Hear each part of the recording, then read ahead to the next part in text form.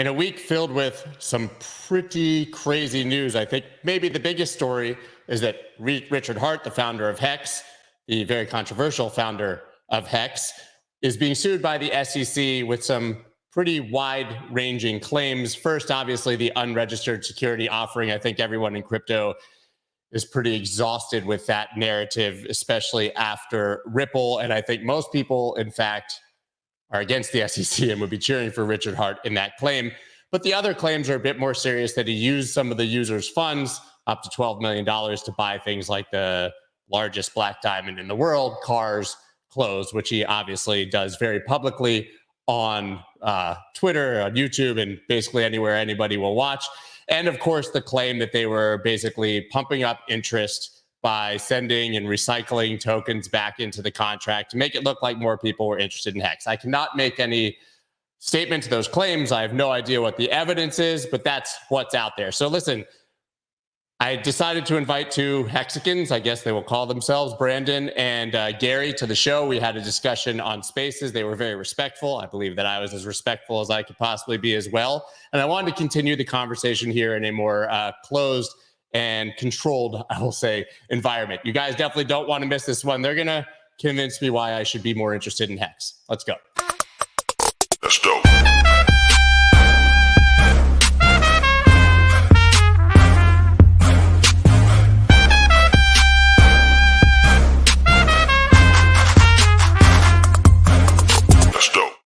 What is up, everybody? I'm Scott Melker, also known as the Wolf of All Streets. Before we get started, please subscribe to the channel and tap that like button. I see we have quite a few new people here. I'm assuming it's the very passionate Hex audience that's here to see what Gary and Brandon have to say. A quick note before we get started. I think that in crypto, tribalism is very common. I would say it can be largely problematic, but I think that that's also true in life. My team, my country, my religion, my political party, I think we all get wrapped up in that, and we're all guilty of it. And what we're all guilty of as a result of that is being dismissive of things that are not our own tribe or our own community, and lashing out or jumping on the bandwagon to dismiss those things, be critical of them, or say negative things. I think we've all largely been guilty of this in crypto. Bitcoiners saying everything's a scam, people seeing Hex, outright saying it's a scam, saying that Richard Hart is a scammer. And I'm not sure that that's fair. I've been guilty of these things, obviously, in the past. And I think that all of us in past markets have largely been humbled and should avoid that behavior. Like, it's no secret that I was a huge fan of CEFI. I thought Mashinsky, I thought SBF, I thought that Steve Ehrlich, I thought all these guys were amazing. They were banking the unbanked. I promoted it. I lost millions of my own dollars doing it. So I can't really be that critical of anyone who follows a very energetic leader, whether for the right or wrong reasons. Now I'm going to bring on Brandon and Gary right now. I'm looking forward to having a very respectful conversation on what Hex is all about and why we should all care and pay attention. Brandon, Gary, thank you guys so much for joining. Brandon, I know this is also streaming on your channels, which is a new feature here. That's pretty awesome. Yeah, pretty cool. Helps everybody out here. Scott, I just want to say, really appreciate you bringing us on, because I understand that you kind of take a reputational risk for doing things like that, and it's obvious you don't really give a damn. I will, however, say that I am a better DJ than you, and that's not debatable. Thanks, man. If there's one thing that we could debate, I'll take that. There's literally not a person on the planet I would take that challenge from, to be honest. I don't get very egotistical about a lot of things, but I was pretty good at DJing for about 20 years there. But maybe one day we can do a back-to-back set at a... Let's do the B2B, baby. Let's do it. I'm down for it. And Gary's over there getting ready to be put in the game. He's pinch hitting, apparently at a baseball stadium. Yes, I do apologize about sound quality. I'll come on and off mic, but I am in traveling right now. I'm on my way to Miami for the premiere of the Highest of Stakes documentary. I do want to highlight that it was 2.5 years of unbiased, uninitiated, non-crypto directors, and they're 5-time Emmy Award winners in other genres altogether. So I am invited to that event, and I'm in transit right now. Like, I actually have an airport I need to be at in 45 minutes or so. So I'll be here for a little bit, and I really appreciate you giving the platform to both Brandon and myself to speak on these topics. All right, we'll get you there. So obviously you talked about the movie. That gives us a good chance to at least briefly discuss how controversial Richard is, right? And so I think a lot of people didn't understand the concept of outrage marketing, which you guys explained to me yesterday, that it's very purposeful, his antics. Is that correct? Like, this is not really who he is, and he did that because either he felt that he wasn't getting enough attention or it was a good marketing tool. But I think that that has probably alienated a lot of people who didn't understand that it was somewhat performance art. Is that a fair statement? Yeah, I think that's fair, Scott. I think it's also, I think it's fair to say that if he hadn't done those things, Scott, you and I probably wouldn't be having this conversation, quite frankly. And the other thing that I think is important, and we'll probably get into this, is to separate kind of those antics from what the actual code is and what it does, and also the implications on the broader crypto community moving forward with these charges from the SEC. Yeah, Gary, I mean, do you think it's a fair sentiment? I know you've actually been critical of Richard when we were talking privately, so I don't think any surprises here. Yeah, I'm embraced by the community, and I'm rejected by the community almost on a daily basis. And when I say community, I mean people that support the logo, they support the ticker, they support the man, the founder, and often I find myself in the middle, because what I care about mostly is what I think I've done over my career. I'm ex-Special Forces military. I cared about a cause back then. I went into medicine for 20-something years in cardiology, so I cared about academics at a different chapter of my life. Later, I became a speculator and real estate and startups and software. So now I find myself over the past few years in this community, and what I care about most is, can people do math on the internet? Can people speak out loud in a public setting, public square? If it's rejected or accepted by a community, then maybe that has value. And sometimes that has value in the pocketbook. So I'm a speculator, and I've speculated over the past 4 years to support this community, mostly because of the values that they learned from the narratives Bitcoiners shared, Ethereans shared. I am a Bitcoiner, I am an Etherean, and I am supporting this ability to do math on the internet. My question is, you say it's the ability to do math on the internet. Then what differentiates Hex or Pulse Chain or any of these from any of the other protocols? Because in my mind, you can still make that argument with the existing protocols. So what's the differentiator here? Why should people care? Why is Hex special? Go ahead, Brandon. Yeah. So okay, yeah, sorry. Scott. Yeah. So here's what I would say about that. I would say that the first thing, I need to paint this picture. You know, the title of this YouTube stream had something to do with convince me this isn't a scam or something to that effect. Yep. I'm extremely excited, and here's why. For the first time in crypto history, we have had the most powerful financial enforcement regulatory agency on earth take a deep dive and take a deep look at Hex and Pulse Chain and PulseX, specifically Hex, for example. And nowhere in the documentation did they mention the words Ponzi scheme. At nowhere in the documentation did they mention the word pyramid scheme. Nowhere in the documentation did they mention the word scam. Wow, that's huge. That is massive. And to also provide a little bit more context, if you go to sec.gov/press releases and you go to the search bar and you type the word scam, you will see all sorts of things. I've got it pulled up here. So for example, January 5th, 2022, SEC charges additional defendant in phony certificates of deposit scam. SEC charges promoter with conducting cryptocurrency investment scams. So this is something that they do. This is something that they do regularly for the first time in history. We have clarity on that. So that's important. So if Hex, from the SEC, directly from the SEC, if it is not a scam, then what are we actually dealing with here? We are dealing with a direct attack on decentralized finance, and we are dealing with a direct attack on cryptocurrency. And there are massive implications, not only for Hex, Pulse Chain, and PulseX, but the broader crypto community at large. And I really think, Scott, that is what's important to us right now. And I'd be interested to see kind of what your thoughts are, actually, Scott, on that. Well, listen, like I said, I'm no fan of the SEC. I don't know if any human being has tweeted the words fire Gary Gensler more times than Yeah. myself. Yeah. I'm a very passionate proponent for decentralization and freedom. It still comes back to the question that I asked before, which is what differentiates Hex, I guess, in this case, because if you're passionate about decentralization, there's obviously the argument that Richard holds the keys to the majority of the coins, right? And so, like, to me, that means you're putting, and maybe he's trustworthy, but that to me means you're putting a tremendous amount of trust in him to maintain the protocol, which is not the ethos, obviously, of Bitcoin, and is more a proof of stake versus proof of work issue. No, so even taking aside that Richard himself could be a good actor, which I will, for myself and for this conversation, I will assume on your behalf. But what if this turns into a DOJ case, whether you agree that he's guilty or not, and they take his keys? Like, even let's or he dies and falls off a cliff, right? What happens to Hex? Yeah. Well, yes, Gary can talk about that. Let's unpack that. So we make assumptions, and I make assumptions too. Like, part of my assumption is that, why would you build a rocket and then blow it up on the launch pad? Why would you do that?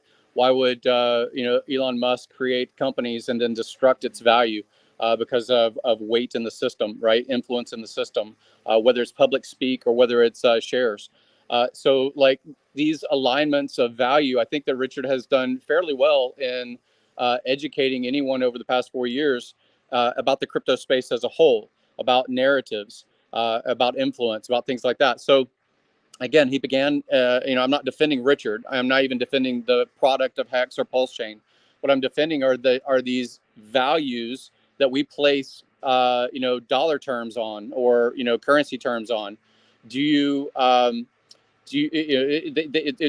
way to make noise in an attention deficit kind of society is what Richard did with his outrage marketing, right? All of the things that he proposed and said was outrage marketing.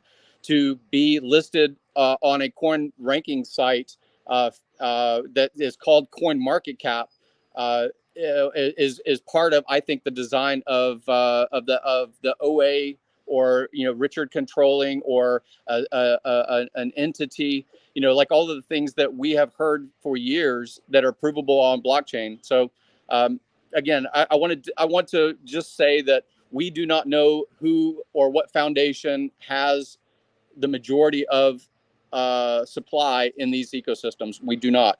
Whether it's Bitcoin having a high percentage distributed or not. I agree with that, but and no offense, that's whataboutism, right? Because we do know who holds them in this case, right? And so we don't have, Satoshi isn't buying Lambos and twerking. It's anonymous. It could be a group. And even if those Satoshi coins moved, in the case of Bitcoin, we know exactly how much of the supply it is of what exists. And even if it was dumped all at once, we know that there's buyers of last resort. I'm not saying it's necessarily a false equivalency, but I don't like any argument about any protocol that everyone else is doing it, so it's fine. It doesn't. It has to stand on its own merits. And what I'm still asking here is, what does Hex do that something else does not do? What is different about the tech? And how come every time I ask someone that question, I get answers about Richard Hart and not about how it stands alone on its own? So that's what I want to know. Yeah. It's so I think that the reason that you don't get the answers that you seek when that happens is because it's been answered so many times, and people absolutely seem to reject it. So it could be in part our PTSD there, Scott. So we don't want to drop the ball there for you. So what's very interesting about Hex is actually, it's twofold, really. There is the ability for people to take their Hex if they choose. They are not required. There is a staking mechanism. Okay. So this staking mechanism, it's referred to as mining now. The staking mechanism allows you to lock your tokens up at the time period that you might choose, and it will allow you to receive portions of inflation directly from the contract, and it's not controlled by a centralized entity. Okay. So I think that in terms of all of crypto at large, that's a really interesting mechanism. Why is that interesting? Well, when you look at the stats, there's probably only about 10% or so of people that actually participate in that staking. But what's interesting about that is if you do participate in that staking, what does it actually do from a psychological standpoint? And I understand that some of these, this is Richard Hart's talking point, but it's just the truth on this. If you're forced to lock your stuff up and there's a penalty, there's something attached to it, just like in traditional finance, so certificate of deposit, Yeah, you're going to get, or an IRA, yeah, right? I mean, of course, you can't right. get your retirement funds out until you're 65 without paying a penalty. We all understand that. So imagine if you're a brand new person to cryptocurrency. Okay, what are you probably going to do when you first get in? The chart starts getting crazy. You're going to dump all your stuff.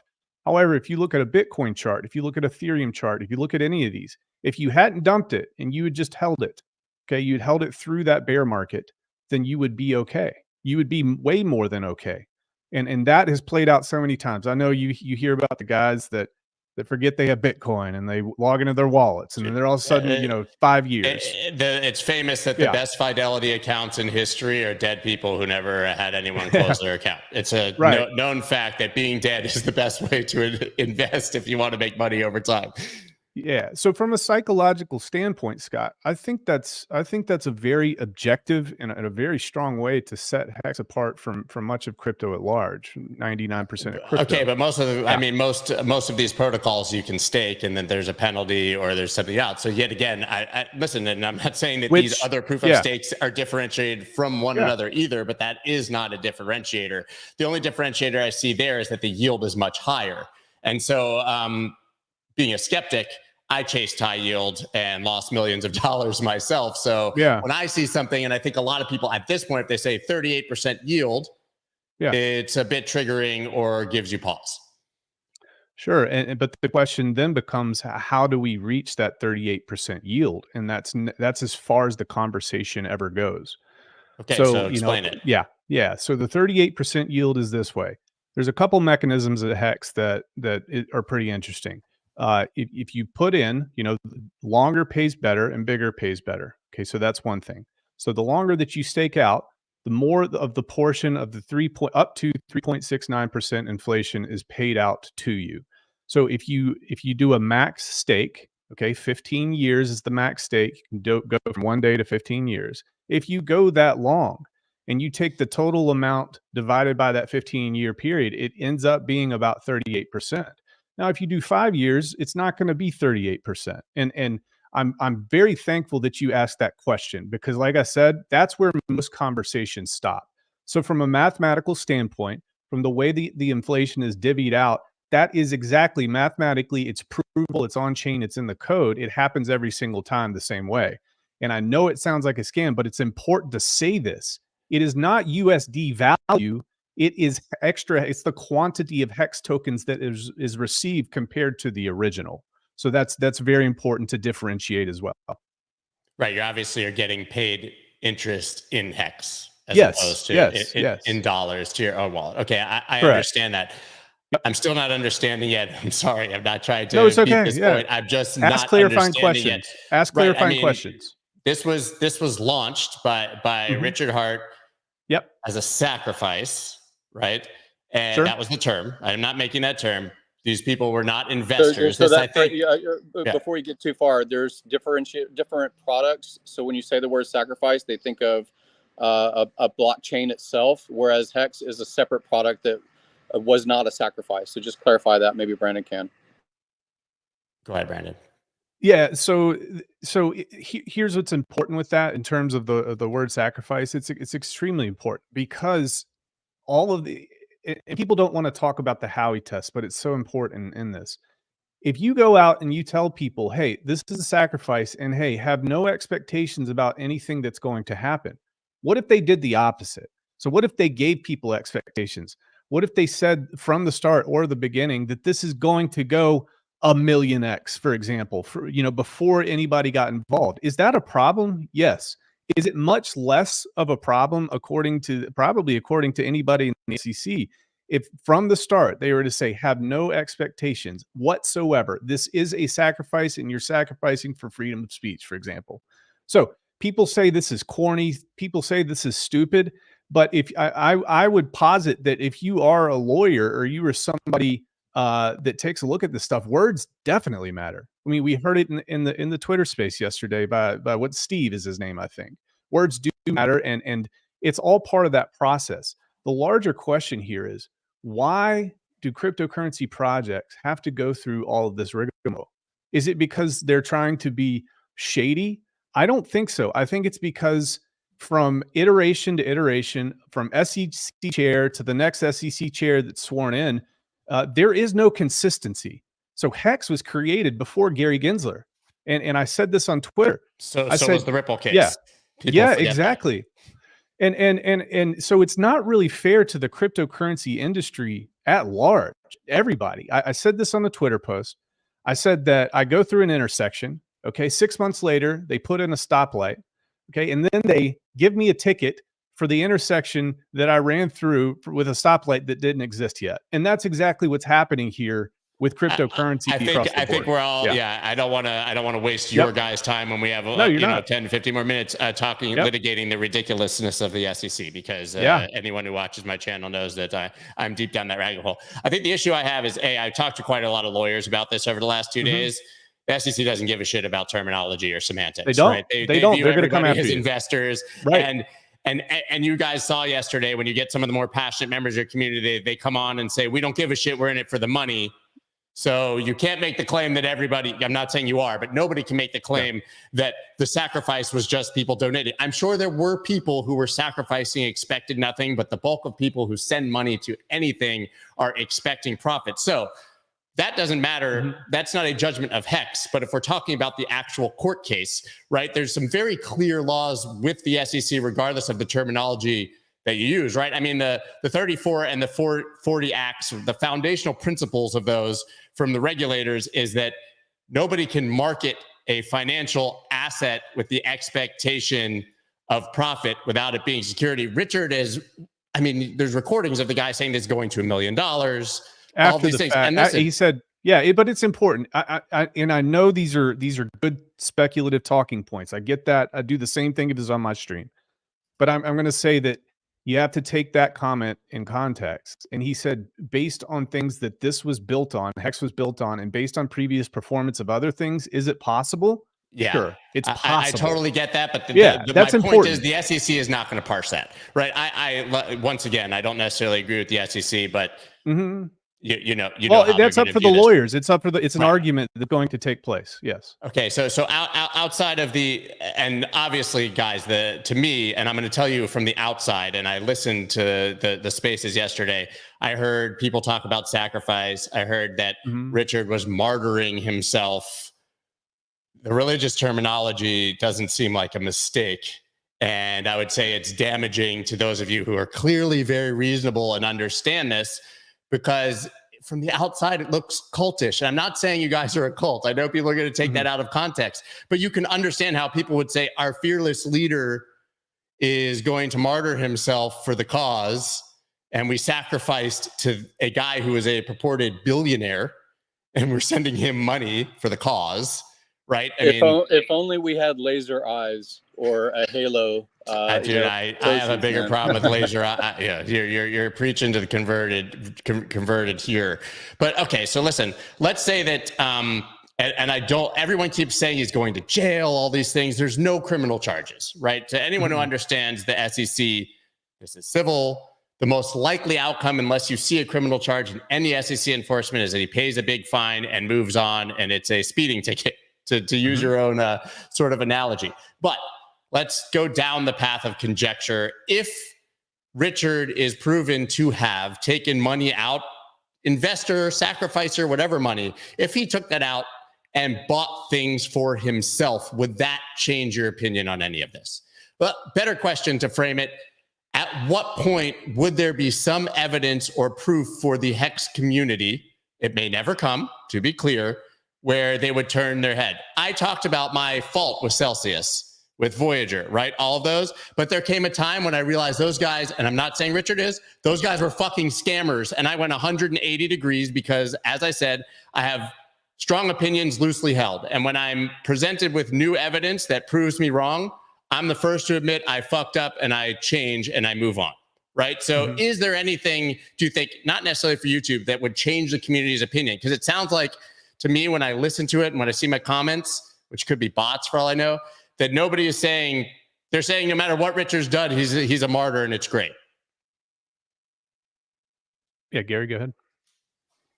Well, again, I don't want to make this whataboutisms. What I've seen over the past 5-6 years in cryptocurrency has been different iterations of math on the internet. Some might have a marketing to say to the general public, participate in this this protocol, and there might be a future token airdropped. That was a marketing pitch, right? And what gives those things value is people, trying to price into the marketplace and undervaluing or overvaluing a thing, right? A piece of code on the internet. So is Richard a martyr? No, I don't. I think that he's done everything to be loud in a space that has a lot of noise. And, I think he has chosen this path for himself to come to a head. I do believe that this will go to court. I think that there's definition needed in the crypto space. And if you're against Richard, then you're against all entrepreneurism and all people that want to do math on the internet or speak a language. So like, I care more about his representation of the broader space, just like I care about the Hexicans representing the broader space of speculation. Sure. Speculation about the future that you want to hold. So yeah, I think it will go the distance. I think Richard is the best person to represent the values that Bitcoiners and Ethereans care about. Go ahead, Brandon. And yeah, Scott, to answer your question, because I want to get into that. All right. So you asked, is there anything, maybe not my opinion, but the community's opinion, that could be uncovered that would cause them to jump ship, so to speak? Am I correct in summarizing that? Yeah, that's effectively it. Like if you found out that you all sent a bunch of sacrifice and he bought himself shit with it, would that in any way shake your faith in the purpose of the project or in being a part of the community? Yeah, so to be quite honest with you, if we're looking at maybe $1 billion that were put into this, and if we're looking at $12 million of that 1 billion being used, and primarily, I will point out that just about everything that he purchased, it wasn't like he was trying to hide it, and No, he I'm aware. specifically said on many occasions, like, guys, he wasn't like this before, he isn't like this now, but he was in that period. Now the question is why. And he's told us why. He said this was for the purposes of cutting through the noise. And that, but again, Scott, can I ask you? I understand I understand the outrage marketing, but yep. He's also said he was cutting through the noise because he was personally offended that other people were bigger than him. And I think we know that he believes he should have the largest following, be the most listened to. He said it over and over. It was played in interviews yesterday. So do you think he did those things for Hex, or do you think he did those things for Richard Hart? It's a legitimate question. Yeah. No, it's a very legitimate question. And here's how to answer that. The context to him saying that was he was saying, look at all of these people who have more followers than me that have screwed so many out there in crypto. So that's the text leading up to that point. And so the question is, is he buying all these things to get attention, to make it all about me? I don't know, man. I've seen a whole lot of things that have been done in this ecosystem that indicate he's actually not all about him, and he actually really cares about the people that are involved in this. I have the ability, and I would surely say that some people don't. I have the ability to separate Richard Hart from the actual code, and what got me into this. And mind you, I was a Bitcoin miner, for example. I got into this. I didn't trust Richard at first. I saw the top hat. I said, who is this guy? And it took me a long time really studying and actually taking the time to understand this to get into this. So I was able to separate the man from what the code was, but it served its purpose. And I do think that he does care, and he has made a lot of people a lot of money. Now, a lot of people are down a lot of money right now. And I think that's also a symptom of the I most hate brutal. that argument, though. I'm not saying on your behalf. I'm saying go the ahead. flip side of that argument, and I made it yesterday. So listen, having nothing to do with Hex. Yeah. BlockFi, Voyager, FTX, Celsius, your money's gone, right? You might get some of it back in bankruptcy. We got 36% back of the value of what it was last year, which is 24% of the value now. That money is gone. It's very disingenuous to attack any project. I don't care if you like them or not, because the chart is down, right? Yeah. Everything's down 85%. Bitcoin went down 85%. And unless you sold, you didn't lose money. So I don't think anyone was stolen from here. Like in those cases, that money is still there. And I have no idea what's going to happen in the future. Hex could 100x from here for all I know. And so could literally a cartoon of a frog humping a dog, right? So I have no idea Probably why will. those things, right? Well, that probably has a better chance than any real asset of going up, right? But so Scott, I want to say the argument that like everyone lost their money in any of these things is bullshit. I've been attacked for that, right? Because we all shared things in a bull market that are down. So hindsight is 2020. This conversation that we're having right now, your ability in front of your audience to say what you just said is what needs to be very contagious amongst all the people that are talking about crypto.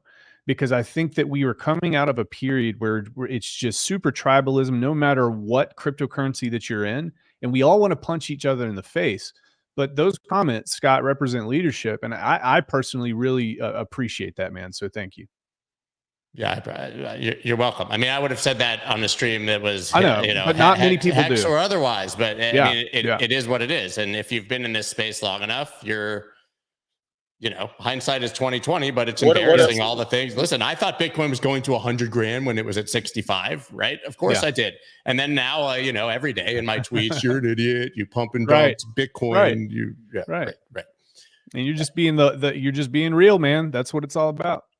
I think the thing that I just can't get past here is how much control Richard still has over the protocol in theory. And you did a decent job of explaining that, but I can't think of another protocol where people are this passionate about it and have that much trust in like a single private key.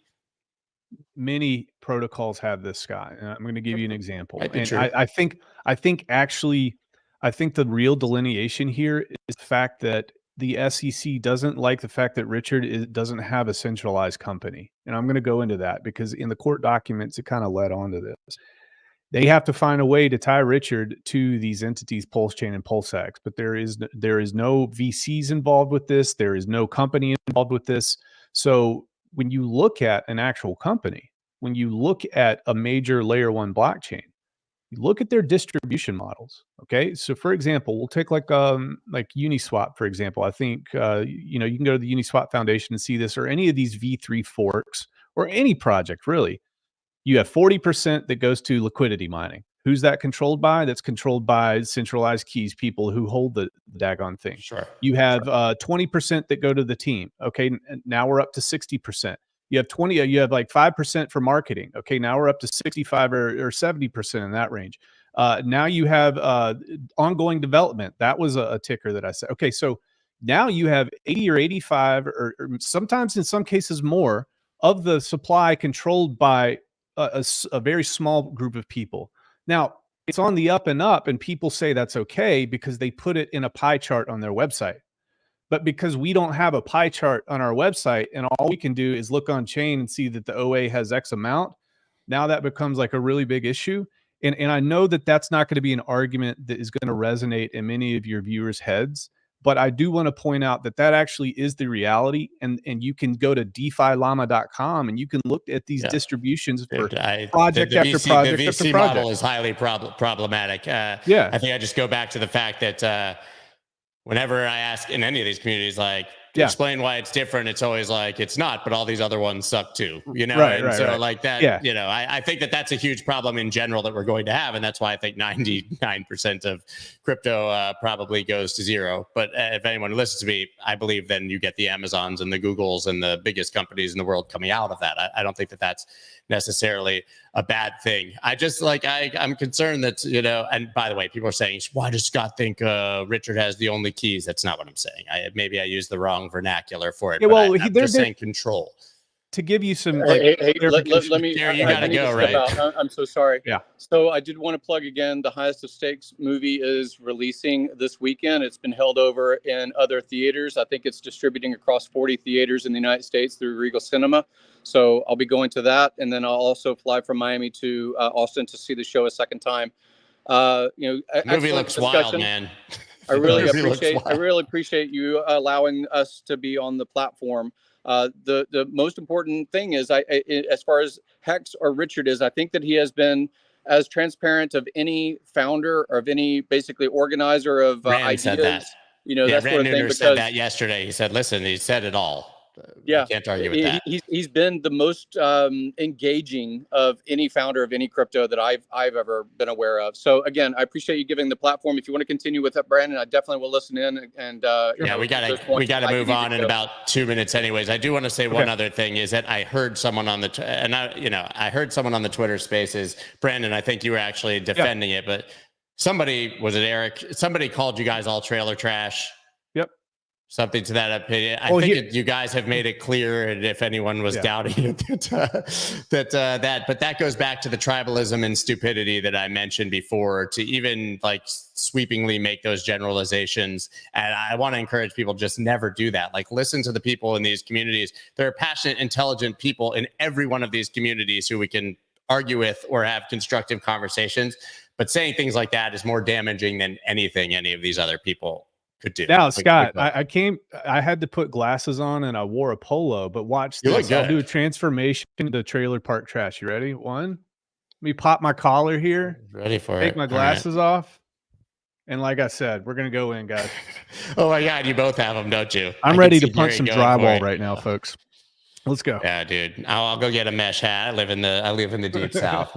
We can do this, man. All right, guys. Listen, we can continue this conversation. I'm going to be honest. Like, I really like you guys. Yeah. And I understand now why people are passionate about it, but I still personally just can't get past the like single character. And maybe if I was involved in it before I saw his antics, that would change. And maybe I can get past that. But I do understand why you guys are passionate about this and why others are as well. Scott, thanks for letting us in. And guys, it's so important. This is not the SEC versus Richard Hart. This is the SEC versus DeFi in general. And I think it's only going to get worse. So if you're sitting back and watching Pulse Chain burn up right now and you're eating popcorn, just know that if that goes that far, they're coming for your chain next, and they're coming for yours next, and coming for yours next. So that's important. Scott, thank you so much, man. Thank you, guys. We're going to move on. I appreciate your time. Gary, have a safe flight. Let me know how the movie was. All right, guys, listen, I'm glad that we had that conversation, as I said, and I promised I would do it. And I didn't do it in the past, and I should have. You know, I actually had the opportunity a few times to talk with Richard. It was in the heat of all of this, and I just kind of punted it because, I didn't feel like I had enough information to refute claims or have the conversation. But very good that we did that here today. Guys, as you know, the back half of every Wednesday show, one of the best parts of the week, I got Christopher Inks, my mentor, who taught my trailer trash. You guys want to talk to me, the trailer trash over here, how to actually trade and interact with the markets. Well, I got Christopher Inks, man. I know you're listening in the wings. Probably not the conversation you necessarily expected on a Wednesday based on precedent, but I thought it was important for us to have it in context of what's happening. Well, for sure, man. I don't know. I'm me, man. I'm a trader, right? Yeah, we look at the chart. Look at the chart. I don't worry about project and who's doing what or whatever. I just got to look at the charts and what's going on there. And usually, you can get pretty close to what's actually happening before the news actually comes out. So, it is what it is. We'll see if it rebounds. The SEC is on a tear, and X doesn't look that. I just pulled up the chart as we were talking. I haven't looked at this forever, but it doesn't look so different from other crypto charts, to be quite honest. It doesn't, man. It doesn't. And there's liquidity down there where you've got your line drawn. That wick down there. There's a demand up in that, it's just about hit that kind of area. So we'll see what happens. I mean, I'm sure you're talking about this. Yeah, right there below that wick, all down there to the bottom. Yeah, there you go. Yeah. So I mean, it's getting pretty close there, but the RSI and whatnot, even on the weekly, has a little bit further to go. So we could potentially see it go a bit further. It's knee-jerk reaction to news that comes out. This happens all the time. And I'm personally, I'm not willing to risk it just because of what's going on. But, like I think you pointed out there, everybody's like, oh yeah, he's going to jail. He's going to jail. It's not a DOJ case. You're a lawyer. Chris is a lawyer, guys. Like, he's an actual lawyer. He has 75 degrees. People don't know. No. I'm not a lawyer. I have a law degree. I have a law degree. I'm not a lawyer. Don't call him a lawyer. Yeah. Yeah. I'm in Congress, but I'm not a politician. So. So I mean, it is what it is. We'll see how it all turns out. If I saw some favorable movement off that bottom there, maybe might be interested in getting in. But for now, I'd rather wait and see how things kind of play out on that. All right, let's see what you got, what you're looking at right now. We obviously had, we've actually, even though it's been in a tight range, we've had some really interesting price action on Bitcoin the last day. Yeah. So, I mean, overall, nothing's really changed overall. We're kind of, we got rejected right here at the 100 MA, pulled down. We've retested this 20 MA, and that's when we got that big move yesterday, like almost $1,500 on that rally. And so, I mean, this is still the big picture. We're still above the weekly pivot, still above, the 20 and the 50 MA. It just, we've got the 100. We just got to go with the 100 if you're into MA. So, I mean, and all we did, honestly, here, if we just draw a line real quick here, all we really did horizontally is this. So, I mean, again, it's this resistance to support here. We broke out. And this is something I teach often. When you have a resistance level or a support level, and you test it, and then you break out impulsively, big candle spread, big volume, you usually come back and retest it before continuing on. It doesn't mean you can't follow through, but usually that's the way to happen. So, nothing surprising about any movement here. We'll see if it does get that continuation now. But that's the big picture. Yeah. Yeah. Have you zooming in though? What are you seeing? I mean, yours looks the same as mine. You have that obvious range breakdown, right? Yeah. Then the sweep below, which made it look like a deviation, and now trying to hold the range. So especially if you go in on the 4 hour, you had like a really nice bottom candle and then a super top candle on the 4 hours. Yeah. I don't want to look at the 4 hour. No. Yeah. Both on volume. I got to bring it. I got to find it. It's sorry, just really quick. I mean, it's really funny, right? So you had the range lows, which, you have the exact same thing. You had volume coming in here, clear like bottoming candle here, right? With volume coming in, but then more volume in this kind of shooting star up top. And now are we in the range or not? So I find it like this is, somebody's playing games. Yeah. So, I mean, basically at the end of the day, when you look at the volume and the price action on this range right here, let's be real. We got very little movement out of this large range. Everybody's like, oh my God, it's got to go down. It's got to go down to 15,000, 12,000, whatever. And I mean, we hit this was the daily pivot right here for last month, or the monthly pivot, on the daily. It shows up on the daily there. And then we did this sideways, a bunch of dojis here. Volume drops off all the way through. We get this spring down here that just fires up. And so, this is our jump across the creek here. This, if this is legit here, then this is just what we call a back up the edge of creek, just a pull back to test resistance as support. And we should look for it to get up. But what do we have to do? Let's keep this simple. What do we need to do? We need an impulsive breakout above the daily pivot here. So we can even say yesterday or this current swing high here on this Bitcoin USD chart on Coinbase, that's $30,033. We need an impulsive breakout. Now, what do I mean by an impulsive breakout? I mean, again, you want a large candle spread, something like this or, whatever, just these larger candle spreads, right? You want that through that, and you want to see a spike of volume come with it, and you want to see it close above that. If we can do that, the odds are we take out the EQ here of this range. And if we do that, we should have a pretty easy move up to the top of the range. And if we get back to the top of the range, then we should break out and head higher. And once we're heading higher, all of a sudden, our targets are up here. Again, I've still got the same counting, right? 1, 2, 1, 2, kind of a it's 1, in the 2 title, here, right? Bitcoin to 55K. Here's how, guys. Here's how. Yeah, basically. Yeah. I mean, based on this count here, this gets us minimum expected wave parentheses 3 target here at 39,330. And then we have wave circle 3 target, which is just the next degree larger, the next wave up, 43,295. And then the next degree up right there around 47,557. And that gets us up there around 54,000 potentially. Now, so what? What if it only gets to 44? What if it only gets to 50? I mean, are we really going to complain about it? No. Yeah, I mean, 55, 45, anything up is good to me at this point. So listen, let's talk about if it loses the range here. Obviously, that's the bullish case. I think we've both made it pretty clear that unless we start trading below 25-ish, the 24, 8, 9, before the BlackRock pump effectively, that it kind of just looks like higher lows and not problematic. But what would sort of, I guess, constructively change your opinion and make you more bearish? Well, see, this is a bit harder. And a lot of people are going to like this because realistically, as I pointed out multiple times, since we've made this kind of this swing high up here, the idea is maybe this could even be a leading diagonal, right? So instead of 1, 2, 1, 2, and then we're heading up here on a 3, it's just a 1, 2, 3, 4, 5, right? Everybody's got this kind of a wedge thing or whatever. So it could be. It could be. I don't like the structure really. So, it's going to have to show me it is. The 5 is obviously barely higher. So yeah. But if it is, I mean, here's the reality of it all. I mean, if this is 5 up, just get the ABC. reality. Yeah. 23,677 is 50%. And it's just getting you right here to this previous kind of this support, resistance area, right? In this area right here. So, I mean, in 61.8 is down here at 21,745. 61.8 is, the golden pocket.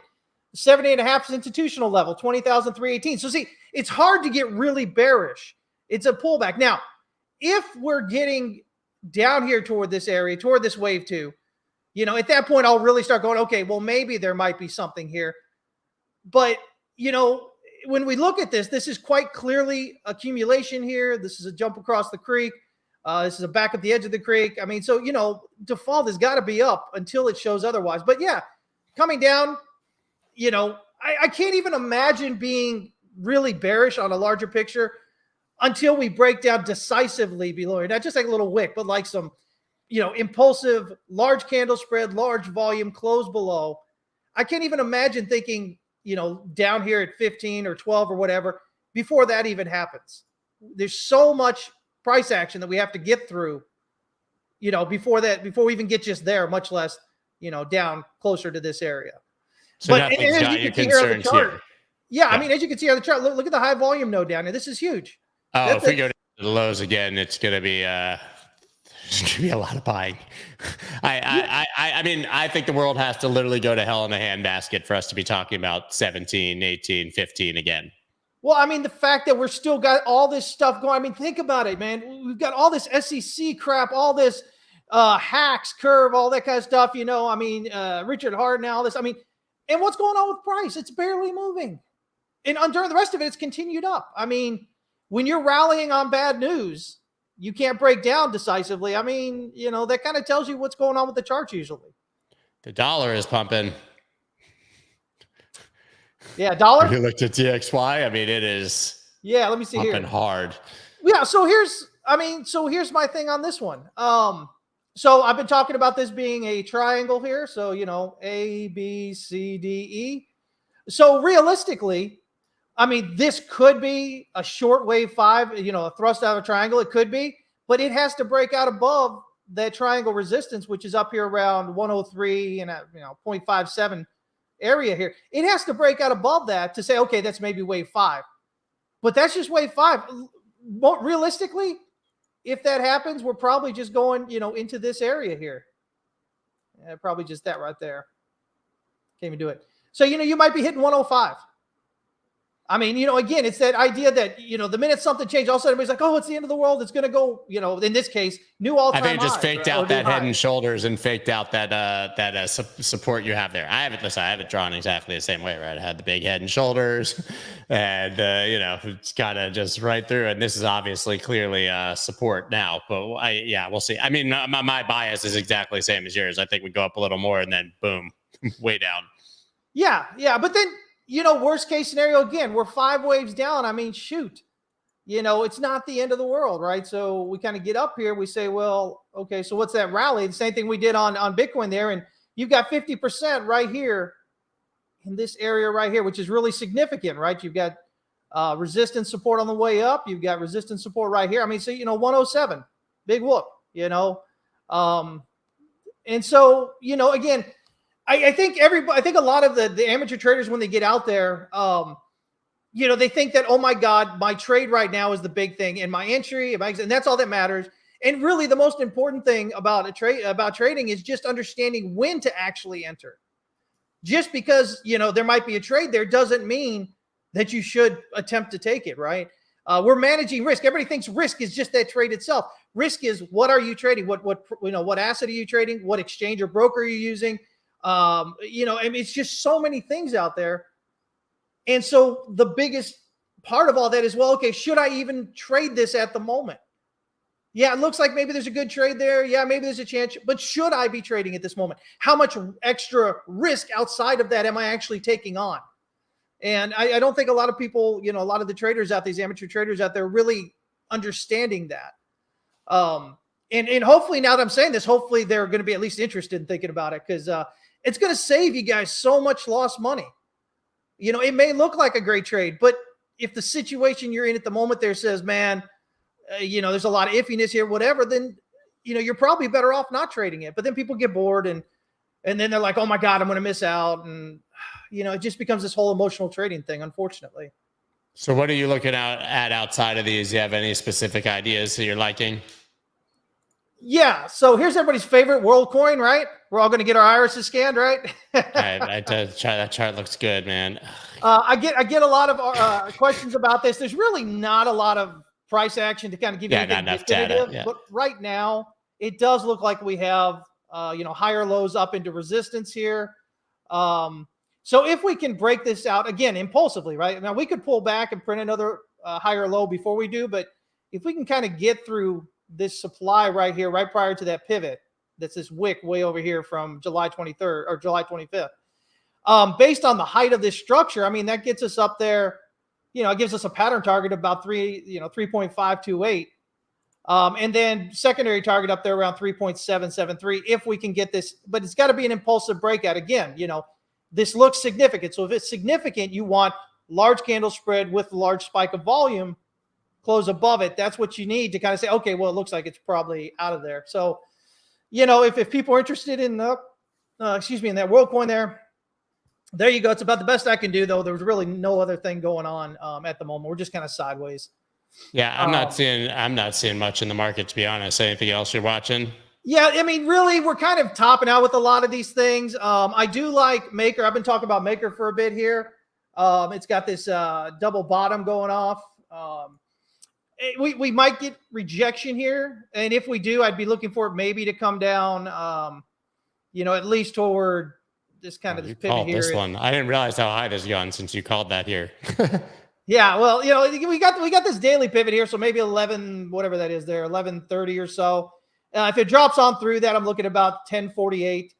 But ultimately, I mean, I think we get up here around 1576 or even up there around 1912. Especially if we get that pullback first. But I mean, we look like we're good to go potentially on this somewhat of a double bottom looking thing here. But I do think we're probably, like you said, there's not a whole lot going on. There's a lot of, the charts are just not, they're looking most of the way like they're done probably than not. Flow might be one that might take off here. We've got this pullback to this previous. That's a nice flip. Yeah. Resistance there. Yeah. I want to see a breakout above 0.674 here. If we can do that, though, I'm looking up here at around $1.31, $1.32. So this is looking pretty good right here, but I definitely want to see that breakout up through this area. And then that'll get me looking, much higher up there, 130, 131, 132 kind of area. I literally don't even have. It's very rarely that I go over here to launch a chart, and I don't have it. I've never charted or looked at flow. Crazy. Yeah. I mean, so XDC's had a good pulp right here. Mine defaults to the weekly, by the way, without my colors. And when you see these on the weeklies, it's just astounding. Yeah, it's just all down there, right? Exactly. But yeah, I mean, I don't think it's necessarily the overall the best time in the market. Things are looking a lot of topped out. I think you zoom out to the weekly and you kind of look and go, okay, so if we are, let's look for some pullback, and then we want to be interested when it gets back to the pullback level. We want to say, okay, show me a reason to be bullish at this point, and then we look for it. But like I said, flow here is looking potentially interesting. And there's a few other charts out there, but for the most of them, they seem like they're getting toward the top of their runs with that. So, yeah, for sure. I mean, that's an important note. Is like if the market's not giving you anything, just go, I don't know, touch some grass or jump in a lake or something. You don't have to exactly. Trade. Don't try and force something. Don't because you're bored or because you think you have to make money today. Don't let that be a reason to get in, because most of the time you're going to lose on that. Yeah. So yeah, other than that, maybe ZIL, maybe. when you bring breaking up out these of old descending names. resistance right here, if we can get that impulsively. But really, I'd want to see a breakout above this 0.02372, this swing high almost at that R1 daily pivot. If we can do that, then okay, I'm looking up here at 0.02837 and then even up here at 0.03862. But this one's kind of iffy. If we break down further, I'd be looking to find a rejection here at the S1 pivot. So right around 0.0186. If you can find a reason to, if it drops, so you can find a reason to be bullish.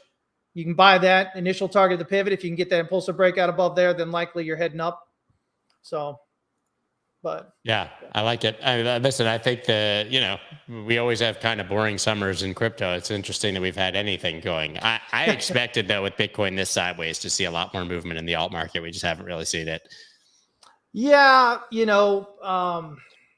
I mean, what are we going to do, right? We just kind of go in there. We have expectations and we come in and, sometimes the expectations, do what you expect. And sometimes your expectations make you look like, what the hell were you thinking? But at the end of the day, you just go in with the charts and don't trade everything out there. God, let me just do this. Listen, guys, a lot of you guys are out there. You're looking at freaking 50,000 charts, right? Stop. Choose 5. Pick one thing. Pick one thing, especially if you're not consistently profitable yet. Pick one thing and get good at that one thing, whether it's a sector or whether it's a specific chart, even just Bitcoin or even just Ethereum. Learn how it moves. Get in there, watch it for hours and hours and hours, get the feeling for it. And once you can do that and you get good at that one chart, then you can branch out. Stop going, over 50,000 charts. To be successful in trading is about focus. You got to be focused. So. Absolutely agree. All right, man. Well, actually, I don't know if they told you, I'm off next week. It's our yearly step away from the chart last week of August, last week before the kids go back to school in August, but we'll get back at it in about 2 weeks, man. Thank you very much, Chris. Sounds good, man. Take care. All right, everyone. Listen, you can't please everyone. I can see that some of the people who are here quite often, FPL wannabe, what's up, buddy? Scott, painful first 40 minutes, infinitely better when Chris came on. Then, of course, we have the other people saying, wow, this is boring. Go back to talking about Hex. Guys, I was trying something different, and I'm glad we did it. And I appreciate that those of you who are new here, subscribe to the channel, do the like, whatever. Just kidding, I don't care.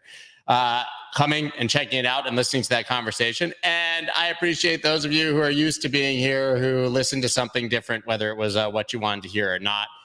Frankly, man, at this point, I just am a little exhausted by the crypto news cycle, as you guys know. I mean, guys, we talked about Richard Hart today.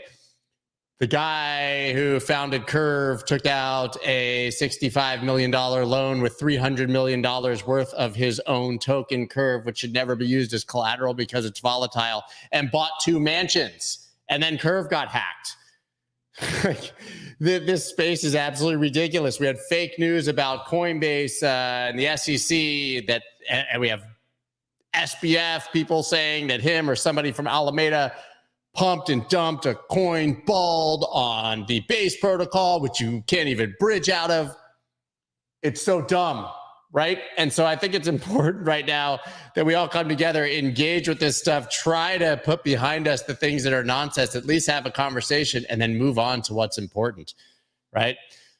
Yeah. See, Tenacious says, come back anytime, Hexicans. You guys are wild. Yeah. You guys are willing to join anytime. We won't be talking about Hex that often, just like we don't talk about any other specific thing that often. We talk about what is relevant on any given day. I'll tell you, man, the last couple of days I've sort of wanted to puke when I wake up and read the news. Like, time to go back to bed, man. But that said, we get to go do it on Twitter Spaces again in 15 minutes. Woohoo! So join us, Twitter Spaces. See you there. Oh, yeah, Robert. People in glass houses. Yeah, man, everything's a scam. Everyone's a scammer. We're all scamming each other.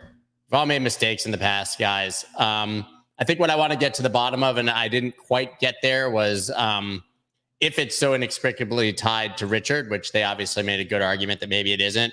Like, if he actually did anything wrong, and I'm not saying he did, would that, sort of change the very passionate community members' feelings about it? But I don't think so.